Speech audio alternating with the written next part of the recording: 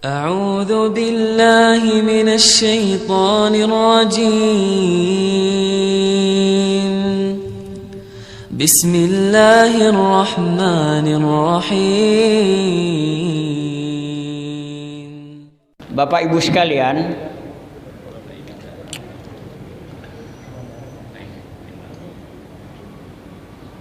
umat Islam ini itu dari dulu memang menjadi sasaran tembak, apalagi untuk Indonesia. Mengapa umat Islam ini harus dikerdilkan, bahkan harus dihancurkan?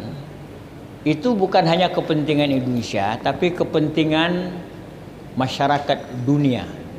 Walan tarda ankal yahudu walan nasara hatta tattabi'a millatahum. Selamanya biar aman-aman, nanti tetap lagi mereka tidak akan reda sampai kita mengikuti milah, bukan masuk agamanya, mengikuti milahnya saja. Kalau hari ini coba Bapak diajak mau masuk Yahudi, pindah agama Yahudi, agama Nasrani, nggak ada yang mau, nggak ada.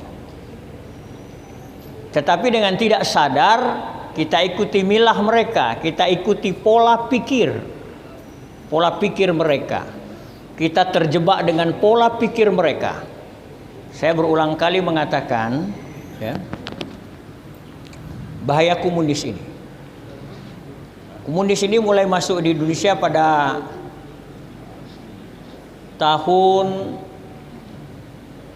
1912 mungkin. Nah, kemudian pada 1920 dia menjadi partai yang dibawa oleh Partai Komunis Hindia Belanda.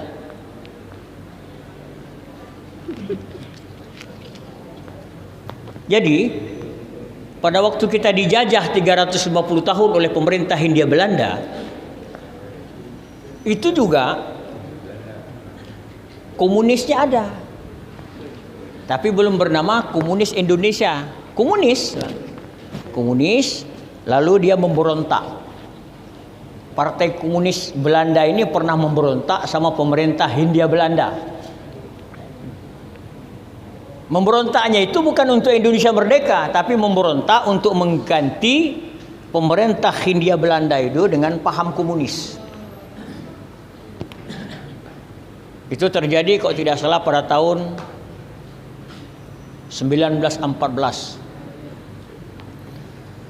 Lalu Partai Komunis Belanda itu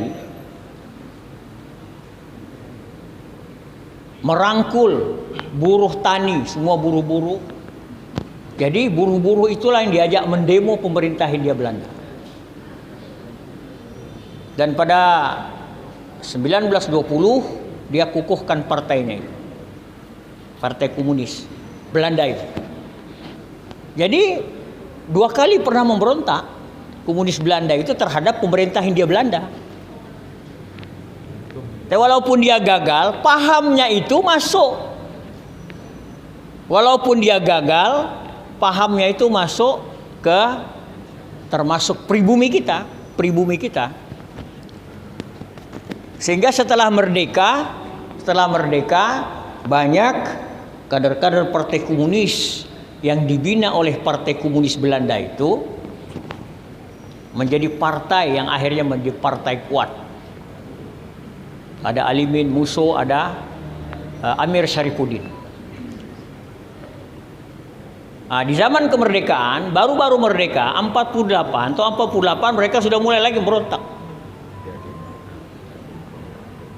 Kemudian 65 mereka berontak lagi. Isu tahun 65 adalah isu kemiskinan, harga-harga melambung tinggi. Kalaupun ada uang, barang tidak ada. Zaman dulu namanya itu zaman Malaysia atau zaman cap kapak. Kita bilang meleset.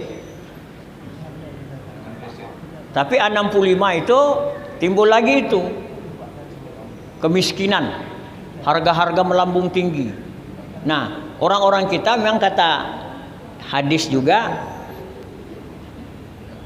kefakiran itu mendekatkan kepada kekufuran.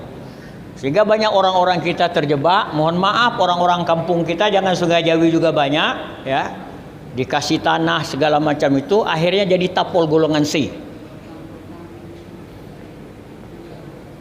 Waktu itu pemberontakan PKI itu isunya cuma isu kemiskinan, dan yang menjadi korban tidak hanya umat Islam, menjadi korban itu juga saudara-saudara kita agama di luar Islam. Kan ada Jenderal Panjaitan tahun 65 itu kan, segala macam. Jadi yang jadi korban bukan hanya orang Islam, ada orang di luar Islam juga. Sehingga semua bersatu membantu perjuangan itu, semua bersatu, ya, semua agama bersatu, karena komunis tidak beragama, bersatu didukung oleh kekuatan militer kita, kekuatan tentara kita. Maka gagallah pemberontakan PKI tahun 65. Gagal. Tapi itu namanya bahaya laten. Dia tetap ada kapanpun. Nah, dulu isunya cuma kemiskinan tok saja.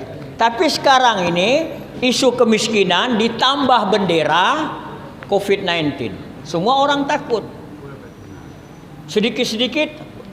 Nah, mohon maaf Bapak Ibu sekalian, mohon maaf, apalagi milah kita yang termakan, milah mereka yang termakan oleh kita. Saking takutnya kita tidak boleh berjabat tangan. Saya agak ekstrim ini, karena ini mujahidin. Masa ada imam bilang lurus dan renggang-renggangkan saf, dari mana? Disuruh jarang-jarang saf. Kalau kita sehat, insya Allah tidak ada apa-apa. Kalau kita rapat-rapat bilang melanggar. Bapak Ibu sekalian, kalau ditanya pengikut imam mana? Pasti pengikut Imam Syafi'i kan? Imam Syafi'i itu pernah terjadi datang ke masjid, dia lihat ada saf yang jarang, dia lari tidak sholat di situ. Karena para ulama kebanyakan dari mazhab Syafi'i ini menganggap bahwa merapat dan meluruskan saf itu menjadi wajib. Tapi hari ini jarang. Ini kan pola dia ini. Mengapa? Supaya jamaah masjid tidak ramai. Masjid tidak ramai. Lalu dibuat lagi pikiran, mau dibuat sholat Jumat pakai sip-sip. Banyak gereja. Macam-macam begini kan pola dia ini. Dulu kita bersatu, hari ini jangankan kita mengharap dukungan orang di luar Islam, orang Islam sendiri berkelahi, orang Islam sendiri bertengkar, orang Islam sendiri kafir mengkafirkan, orang Islam sendiri lapor melaporkan. Dia tinggal begini aja menonton umat Islam. Ini perlu kita sadari Bapak Ibu sekalian. Takut, memang kita takut. Siapa yang tidak takut dengan wabah? Takut. Tetapi janganlah ketakutan itu melebihi ketakutan kita kepada Allah.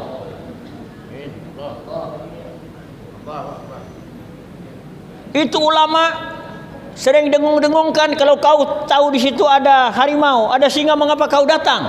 Bapak Ibu, itu hadisnya diriwayatkan oleh Imam Bukhari. Hadisnya itu bukan menunjuk tempat.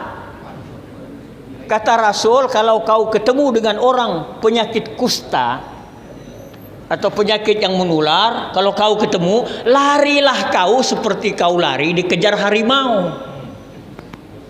Kan tidak ada tempat. Mengapa masjid? Mengapa masjid? Kan ini pola pikir sudah masuk. Dan itu mohon maaf, para ulama kita yang mengaku ulama, kalau Indonesia mau maju maka pendidikan agama dihapuskan. Itu diaminkan sama wakil presiden yang ketua majelis ulama non aktif itu. Padahal mengangkat peradaban dunia ini Islam. Bapak Ibu boleh kasih tahu, dunia ini tidak akan maju tanpa Islam.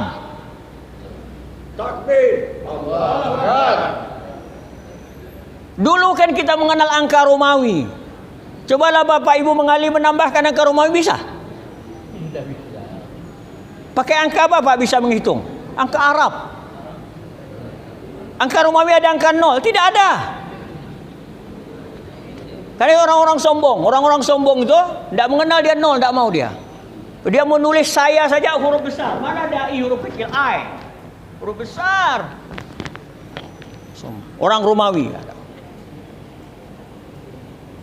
Dan Romawi itu pusatnya agama Nasrani. Setelah Al-Khawarizmi pemikir Islam menemukan angka 0, baru peradaban ini maju. Kalau tidak ditemukan angka 0, Bapak Ibu saudara-saudara sekalian, hari ini kita tidak kenal komputer. Hari ini kita tidak kenal kalkulator. Hari ini kita tidak kenal dengan mikrofon. Kalau tidak ditemukan angka 0. Angka 0 itu adalah lambang. Ya. Jadi kalau Bapak Ibu, anaknya yang belajar barangkali matematika, dasar menghitung itu antara lain ada yang namanya binary number. Basis hitung berdasarkan duaan. Hanya mengenal lambang 1 dan lambang 0. Lambang 1 dan lambang 0. Tidak ada 2 kayak bebek 3, 4, tidak ada. 1, 0. Itu tauhid. 1 itu Allah Esa, 0 itu makhluk. Jadi semua makhluk selain Allah 0 nilainya, 0. Makanya waktu kita sholat katanya aqimis sholata li zikri itu yang pertama rukun kaulinya adalah takbiratul ihram. Allahu Akbar. Tidak diucapkan takbiratul ihram tidak sholat karena ini rukun. Allahu Akbar itu pengakuan bahwa Allah Maha Besar, tidak ada bandingannya, semua makhluk bernilai 0. Dan itu Al-Khawarizmi menemukan itu. Saya bersama Pak Jainuddin, Pak, mana kawan kita sebalat? Kami belajar listrik dulu, Pak. Coba Pak lihat listrik berapa lubang? Cuma 2 kan? Ya? Masuk AC jadi dingin, masuk kompor jadi panas, masuk radio televisi jadi berbunyi, keluar gambar, keluar hanya 2 saja titik ya. 2. Itu hanya ada lambang 1 dan lambang 0. Pakai tes pen, tek, menyala. Itu bukan positif Pak namanya, bukan pas namanya, tajak Pak Jibril. Dia lebih pintar dari saya. Cuma saking pintarnya kerja di Bank Indonesia. Nyala, itu bukan positif negatif itu. Karena di 2 titik itu, 2 titik ini 1/25 detik di sini, sebelah sini positif, ini negatif. 1/25 detik kemudian di sini yang positif, sini namanya arusnya bolak-balik. Tek tek tek tek. Bisa Bapak 1/25 detik plus minus plus tidak ada. Tapi mengapa nyala? Nyala itu bukan fungsinya pas. Jadi aliran listrik coba lihat. Kalau tegangan menengah ada 3 saja. Itu semua pas, artinya semua berisi itu, tidak ada nolnya. Nolnya nanti setelah dia masuk gardu, keluar dari gardu dia keluar 4. 1 diambil dari bumi. Dan bumi itu 0.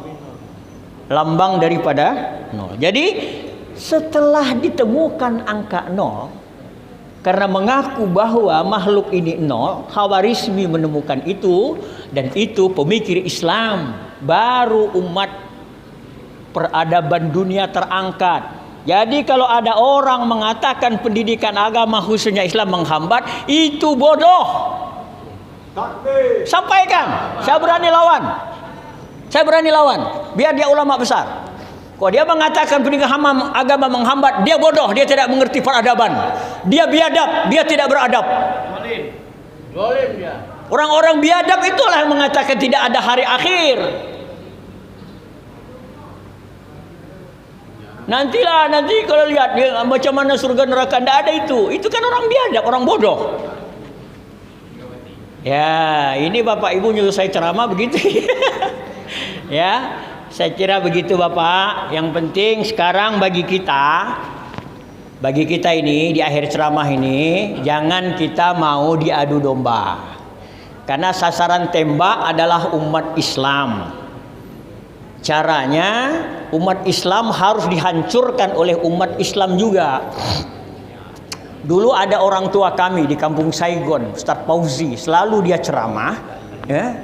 Itu Islam itu yang menghancurkan Islam juga.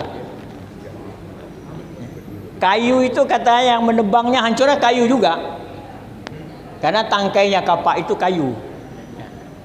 Jadi yang menghancurkan umat Islam juga. Seandainya umat Islam bersatu padu, Bapak Ibu sekalian. Jangan pandang dia NU Muhammadiyah, jangan pandang dia EPI, jangan pandang dia majalah tabligh, jamaah, jangan pandang. Islam bersatu. Jangan saling mengklaim kau surga, kau neraka, aku surga, enggak. Ya.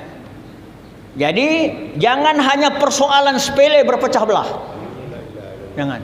Ini orang mau menghancurkan Islam hari ini. Mau NU, mau Muhammadiyah, mau EPI, yang penting Islam. Tetapi banyak juga kawan-kawan kita organisasi besar itu mengaku Islam, tapi justru dia menjual Islam. Hati-hati, karena ini nasib masa depan anak cucu kita, masa depan anak cucu. Jadi yang jelas Mujahidin jaraknya sholat berapa meter? Sampai hari ini, maka ya, sampai hari ini. Saya sudah telepon Imam Mujahidin, mohon maaf, saya bilang jangan bodoh-bodoh berpikir. Imam Mujahidin saya telepon.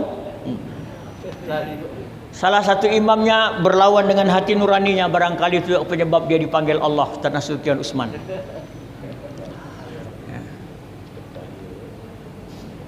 Jadi bersatu padu.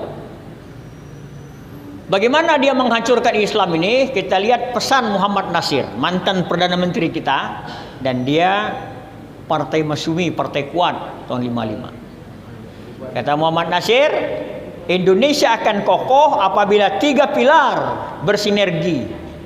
1, masjid dengan jamaahnya. 2, pesantren dengan santrinya. 3, kampus dengan mahasiswanya. Itu pesan Muhammad Nasir. Bila 3 pilar ini bersatu, maka insya Allah Indonesia menjadi kuat. Dan memang terbukti Orde Lama ditumbangkan oleh mahasiswa. Reformasi bergerak mahasiswa. Hari ini dengan COVID-19, mahasiswa hampir tidak terdengar. Kalau ada anak santri datang dari Jawa, lalu sakit demam, dia bilang COVID-19. Kalau ada jamaahnya Ustadz Muas, dia bilang Corona. Kalau ada orang sajadah fajar di Pontianak, Corona. Hari ini tidak terbukti, belum ada. Siapa yang bilang Nurun Nisa, Ibu Nurun Nisa Corona? Siapa bilang? Siapa bilang Ibu Maimunah di Johar? Post mana? Ibu Maimunah saya sudah pegang. Saya sudah pegang suratnya, saya sudah pegang. Ibu Nurun Nisa saya sudah telepon Jakarta. Saya sudah telepon. Dan saya tidak punya kekuasaan, saya tidak bisa mengeluarkan. Tapi Ibu Nurun Nisa, jangan Bapak expose karena kita tidak punya hitam di atas putih. Jangan, diam aja. Insya Allah. Pada saatnya insya Allah Allah akan lihatkan. Jadi santri, jamaah pengajian menjadi sasaran. Mahasiswa suaranya hampir tidak terdengar. Masjid dibilang ada harimau dalam itu. Siapa yang bilang? Bukan saya yang bilang harimau. Ustadz bilang harimau dalam masjid. Berpecah belah, sholat saja di rumah, sehingga tidak ada kita merapatkan barisan, Bapak. Saya kira ini saja, mohon maaf Bapak Ibu sekalian, hanya mengingatkan. Jadi untuk tetaplah kita bersatu padu, tetaplah kita bersilaturahim di antara kita. Jangan tonjolkan apa yang kita miliki hari ini. Kita punya jabatan, Kita punya kekayaan, kita punya wajah kecantikan, jangan tonjolkan itu. Nanti karena persoalan bersaing jabatan saja, lalu kita berkelahi, nggak usah. Hari ini Bapak dan Ibu sekalian, kita terus diuji oleh Allah. Mudah-mudahan kita selamat dan lulus dari ujian ini.